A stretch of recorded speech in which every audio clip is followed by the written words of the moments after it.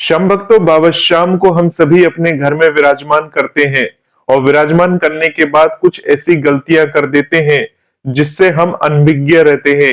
यानी हमें ये पता नहीं रहता कि अनजाने में हम कौन कौन सी ऐसी गलतियां कर रहे हैं जो भूल चूक में हमसे हो जा रही हैं, परंतु इसका आभास हमें नहीं हो पाता और न ही सामने वाला कोई व्यक्ति हमें इसके बारे में बता पाता है। तो शम भक्तों, आज इस वीडियो के माध्यम से यही बताने वाले हैं कि अगर आपने अपने घर में बाबा श्याम को विराजमान किया है, चाहे बाबा श्याम को तस्वीर रूप में आपने अपने घर में विराजमान किया है, चाहे बाबा श्याम की छोटी शीश वाली मूर्ति के रूप में बाबा श्याम को विराजमान किया है, या बाबा श्याम की बड़ी शीश लाकर बाबा श्याम को विराजमान किया है, तो आपको किन भूलों को करने से सावधानी बरतनी चाहिए, संपूर्ण जानकारी इस वीडियो के माध्यम से मिलेगा शम भक्तों। और साथ ही साथ अगर आप इस पूरे वीडियो को देखते हैं और उन भूलों को करने से बचते हैं, तो क्या पता बाबा श्याम की ऐसी कृपा जो आज तक आपके ऊपर नहीं बरसी थी, वो धीरे धीरे करके आपके पूरे परिवार पर बरसने लग जाए। तो शम भक्तों, अगर आप इस चैनल पर नए हैं तो चैनल पर बाबा श्याम से जुड़ी हुई तमाम तरीके की बातें हमेशा आती रहती है। इस चैनल को आप सभी सब्सक्राइब कर सकते हैं, साथ ही इस वीडियो को लाइक करके वीडियो को शेयर भी कर सकते हैं। चलिए शम भक्तों, जानते हैं श्याम बाबा की महिमा किस प्रकार से आपके ऊपर बननी चाहिए। आप सभी श्याम भक्तों को जय श्री श्याम। श्याम भक्तों, कैसे हैं आप सभी? उम्मीद करते अच्छे ही होंगे। अब श्याम भक्तों, मैं आपको एक छोटा सा वीडियो क्लिप दिखा रहा हूं। इस वीडियो क्लिप के जरिए आपको पता चल जाएगा कि अनजाने में हम कौन सी भूल कर बैठते हैं। तो श्याम भक्तों, जैसे कि आप इस वीडियो में देख रहे हैं कि एक व्यक्ति बड़े आराम से बाबा श्याम की शीश के समक्ष बैठा है। बाबा श्याम की जो शीश है उसके समक्ष है और वो कुछ इस तरह से बैठा है कि उसका जो पांव है वो बाबा श्याम की मुख की तरफ है। तो श्याम भक्तों, यही है सबसे बड़ी भूल। हम बाबा श्याम को अपने घर में विराजमान तो कर देते हैं, परंतु विराजमान करने के बाद हमें ये समझ नहीं आता कि हमें किस प्रकार से भगवान के समक्ष बैठना चाहिए, किस प्रकार से भगवान के समक्ष पूजा करनी चाहिए। शम भक्तों, इस वीडियो के माध्यम से हम किसी के सम्मान को ठेस नहीं पहुंचाते, परंतु इस वीडियो के माध्यम से आपको सिर्फ जागरूक कर रहे हैं कि अगर आपके घर में भी बाबा श्याम विराजमान है और आप बाबा श्याम की पूजा पाठ करते हैं, तो आपको इस चीज का विशेष ध्यान रखना होगा कि आप किस प्रकार से बैठकर बाबा श्याम का ध्यान करते हैं, बाबा श्याम की किस प्रकार से पूजा करते हैं। जैसे कि आप इस वीडियो में देख रहे हैं, इस व्यक्ति का जो पैर है वो बाबा श्याम की मुख की तरफ है। श्याम भक्तों, ऐसी भूल हमें भूल से भी नहीं करनी चाहिए।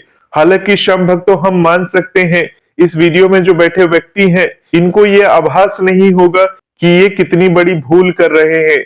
हालांकि श्याम भक्तों, ये व्यक्ति वीडियो में बैठकर बाबा श्याम की तरफ देख रहा है, परंतु इसका जो पांव है वो बाबा श्याम की मुख की तरफ है। श्याम भक्तों, हो सकता है जब इसने ये वीडियो शूट की होगी तब इसको इसकी गलती का एहसास हुआ हो, और अगर इसको इसकी गलती का एहसास नहीं हुआ हो तो ये श्याम बाबा की प्रेरणा है और ये आप सभी के लिए एक प्रेरणादायक वीडियो है, जिससे आपको ये पता चल सके कि हमें बाबा श्याम की पूजा पाठ करते समय कि हमें बड़े ही नियम निष्ठा के साथ उसका पालन करना चाहिए।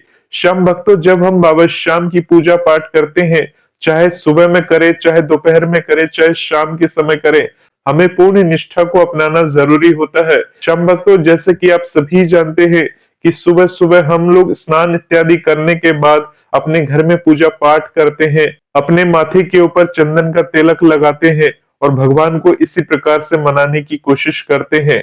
परंतु श्याम भक्तों, जब दोपहर का समय होता है तो दोपहर के समय में हम प्रभु को भोग लगाते हैं, तो भोग लगाते समय हमें इस बात का विशेष ध्यान रखना चाहिए कि हम पूर्णतः शुद्ध हों।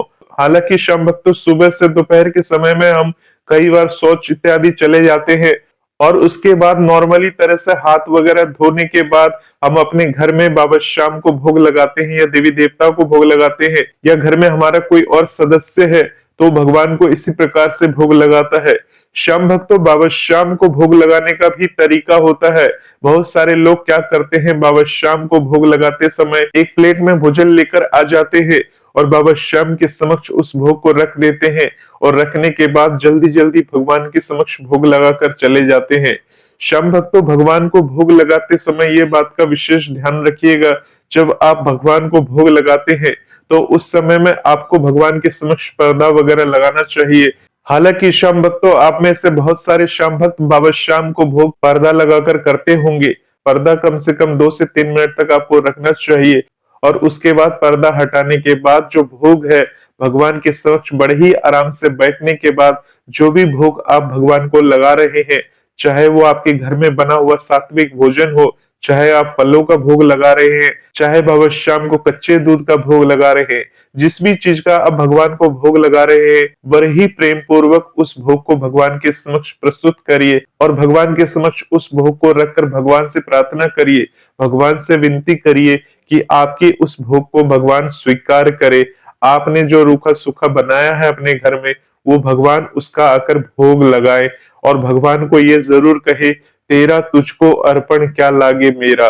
भगवान को इस तरह मन ही मन आप मना सकते हैं, कह सकते हैं। हालांकि श्याम भक्तों, भोग लगाने का मंत्र भी होता है, परंतु अगर मंत्र वगैरह इत्यादि का आप जप नहीं कर सकते तो कम से कम मन ही मन भगवान से प्रार्थना करके अपने उस अन्न का भोग प्रभु को लगा सकते हैं। श्याम भक्तों, ऐसा नहीं है कि आपके घर के मंदिर में सिर्फ बाबा श्याम विराजमान है, बाकी बहुत सारे देवी देवता विराजमान होते हैं, आपके कुल देवता विराजमान होते हैं। तो अपने कुल देवता इत्यादि सभी को भोग लगाने के बाद उस भोग के चारों ओर जल का छिड़काव करे और उसके बाद थोड़ी देर उस भोग को वहीं रहने दे और आपको वहां से हट जाना चाहिए और उसके बाद थोड़ी देर के बाद उस भोग को निकालकर फिर आप सभी को उस भोग का ग्रहण करना चाहिए। तो श्याम भक्तों, इस प्रकार से प्रभु को आप भोग लगा सकते हैं और प्रभु की कृपा के पात्र आप बन सकते हैं। इसके अलावा श्याम भक्तों, अगर आपके घर में बाबा श्याम की तस्वीर है या बाबा श्याम की छोटी शीश वाली मूर्ति है या बाबा श्याम का स्वरूप किसी भी रूप में है, तो आपको पूर्ण निष्ठा के साथ आपको पूजा पाठ करनी चाहिए। यानी बहुत सारे लोग क्या करते हैं, भगवान की पूजा का कोई निश्चित समय ही नहीं होता। श्याम भक्तों, अगर आप बाबा श्याम से जुड़े हैं, बाबा श्याम के अनन्य भक्त हैं और बाबा श्याम को खुश रखना चाहते हैं, प्रसन्न रखना चाहते हैं और अपने परिवार में भी चाहते हैं कि सुख शांति और समृद्धि बनी रहे, तो आपको पूजा पाठ नियम अनुसार करना चाहिए।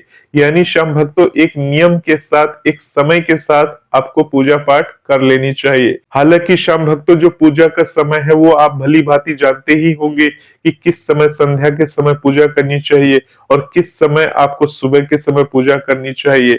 तो श्याम भक्तों, उसका एक निश्चित समय बना ले। श्याम भक्तों, आप सभी जानते हैं कि बाबा श्याम के जहां जहां मंदिर है वहां पर एक निश्चित समय बनाया गया है। उस निश्चित समय में बाबा श्याम की आरती होती है, उस निश्चित समय में बाबा श्याम की पूजा पाठ होती है।